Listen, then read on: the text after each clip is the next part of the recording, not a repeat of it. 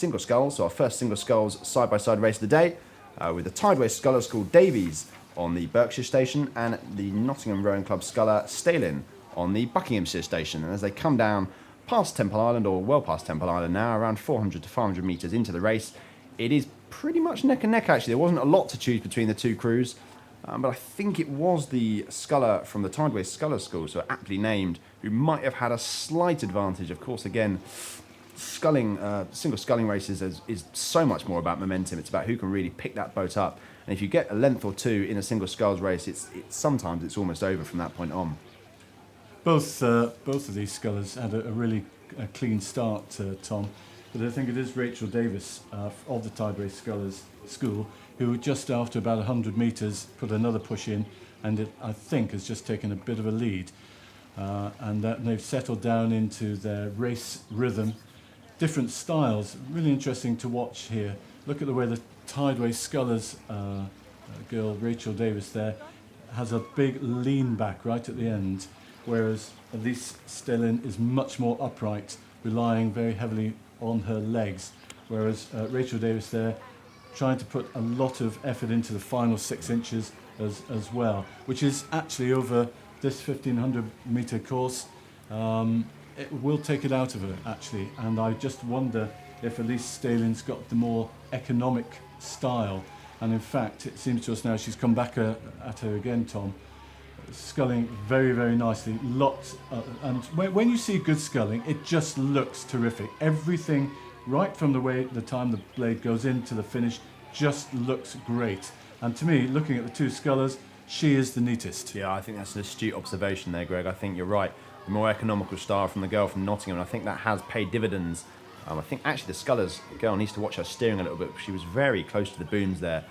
She came past the assembled crowds here at the Henley Women's Regatta, but they're just coming past our commentary booth, and it is Stalin from Nottingham Rowing Club with perhaps half a length lead on the girl from Tideway Scullers. Just as I watch her live footage from my eyes here, watch her row down, she has a real pronounced lean back, and as you say, Greg, that is going to take it out of her as it goes down the course. Much more economical, much more technically efficient from the Nottingham Rowing Club sculler Stalin, and I think that is, as I say, paying dividends here on the Henley Women's Regatta course.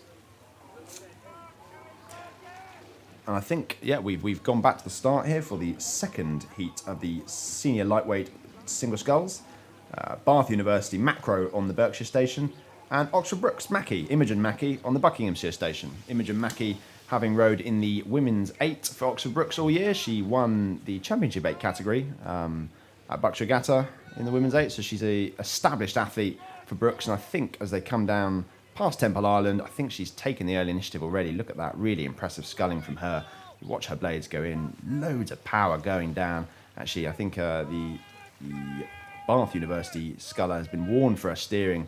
She's come right over. Actually, both crews look to be converging to the middle, and then some really interesting correction there from the sculler from Bath. She's gone right over onto the other side, over correction, and that'll only cost her time, Greg. Yeah, that will certainly cost her time there. And it's interesting when someone comes out of the 8, actually, because they will have done a lot of sculling in the autumn, as well as doing the erg work. And then they do a lot of work in the big boats, and then towards the end of the season they might come back to sculling, just so that they're actually kept fresh. And this is perhaps what's happened here with Imogen, and she does look to be a very neat sculler, I have to say. And to be able to come out of a sweet boat and straight into a scull, and scull as neatly as that says a lot for the coaching, I think, at Oxford Brookes. Oh, I remember speaking to a couple of top-end sweepboard coaches a few years ago, and they were telling me that scullers make good rowers. Rowers don't always necessarily make good scullers.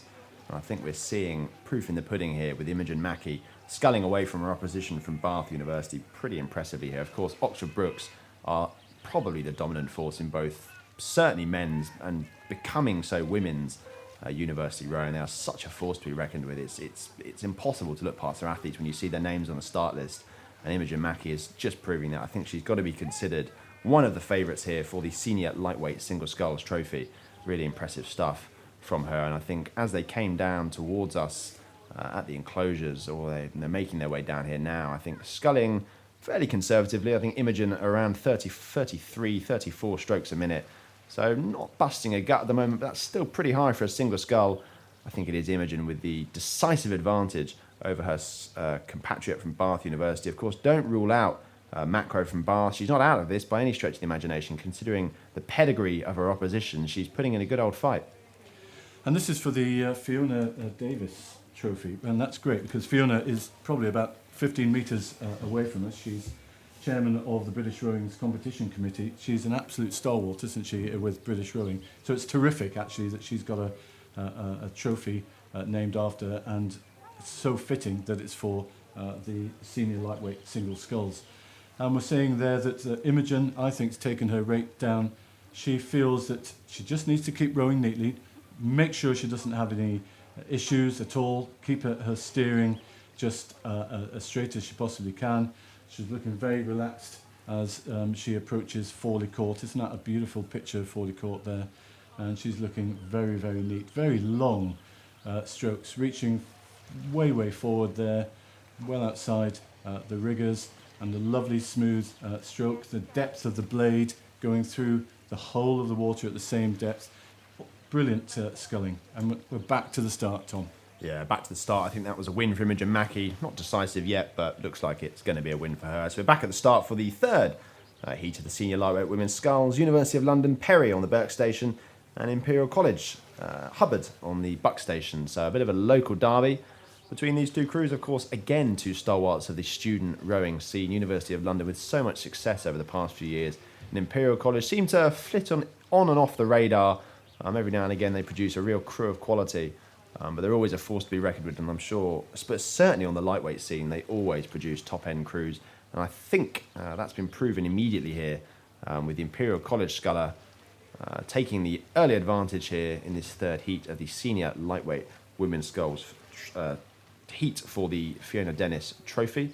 I think it is the Imperial College sculler, both, of course, rowing in black hulls, so I think they're fluid design. Shells, favoured boats for lightweights quite often. I had a friend who was a lightweight who rowed in one. He said it was one of the best boats he'd ever rowed in. So the Canadians obviously know what they're doing. Hudson and fluid design when they're making boats. I think it is the sculler from Imperial College, Hubbard, who has the early lead here. She's kept her rating high just to try and keep that advantage, whereas the University of London sculler has settled down already and into her race rhythm. Quite bumpy and lumpy out there, isn't it, Tom? Just see the boats going up and down there. This is a terrific race, so it's neck and neck at the moment. And Hubbard, once she got into her rhythm and her long stride there, she's taken back the initiative from that start. So it was quite a quiet start from her, and then she's come quite long now. Really good. So it's the University of London sculler Perry that's taking the initiative, Tom. Yeah, it's Perry. I was wrong. My early assessment, it is Perry from the University of London who's taking the lead here in this third heat of the senior women's lightweight single sculls. So it's always good to see these crews racing down the Henley course. Of course, they'll be training all year for this event. Winter training does wear you down a little, but they'll be pleased to be out and getting going after the time trial this morning in pretty grisly weather, it has to be said. We're hoping for a little improvement as the day goes on. But as they come down towards the enclosures, I think it is the sculler in the distinctive purple kit of the University of London who has the advantage. But this race is by no means done and dusted. It's not over just yet. It's difficult to tell as they row towards us because obviously the angle can be deceptive. But I think if we look at the actual course booms either side, I think it certainly is the University of London sculler Perry who has the advantage by perhaps a length, maybe a length and a half, 2 lengths. Yeah, Susie Perry's sculling beautifully. But interesting how the single scullers cope with the different strengths of the wind as they come past the different tree coverage, and sometimes it's open. That wind, even though you can see that the green flags aren't waving huge amount, from time to time you'll see a tailwind, then you'll see a crosswind. And the scullers have to cope with that and keep their steering as straight as they possibly can. But it's Susie Perry who's the longer of the two scullers in terms of keeping her blades in the water, and she's making that kind of length show now as they're coming past our commentary position. Both sculling really neatly, but it's certainly Susie Perry who is the stronger in this mid part of the race, and this is where she's been dominating because they're both started well, and I would say that Susie Perry was the quieter start in terms that she looked a bit more nervous and didn't really want to go for it until she was past the island. And she settled, it was interesting to see that she settled earliest into her race rhythm.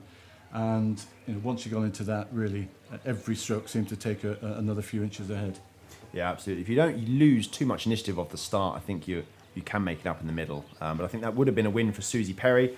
So we'll move on to our fourth heat of the senior lightweight women's sculls, with the City of Bristol on the Berkshire station and Greenbank on the Buck station. So Greenbank, not a club or a university I'm familiar with, but I'm sure they're going to produce a good sculler here because she's qualified from the time trial, so she'll be of a good standard. And she's up against a sculler from the City of Bristol, Fullman. So it'll be interesting to see. I'm not massively familiar with either of these scullers. So it makes for an interesting race because it means we can actually commentate on what's going on as opposed to reading off facts about what they've achieved through the year. But it looks to me like the sculler from Greenbank has perhaps the early advantage. Again, it's very difficult to tell with the camera angle. Perhaps some of you can see better than we can, but I think it is the sculler from Greenbank. Plying her station pretty well. Both converging into the middle a little bit, which is inevitable, I suppose. The booms, if you've never rode down the Henley course before, the booms can be a little intimidating either side of you, especially as you come out of Temple Island. But I think it is the sculler from Greenbank who's not encroaching on her opposition's territory too much. I think she's settled into the rhythm better, and there's a little look over there from the sculler from the City of Bristol. I think she's worried that she might be losing touch with the athlete from Greenbank already.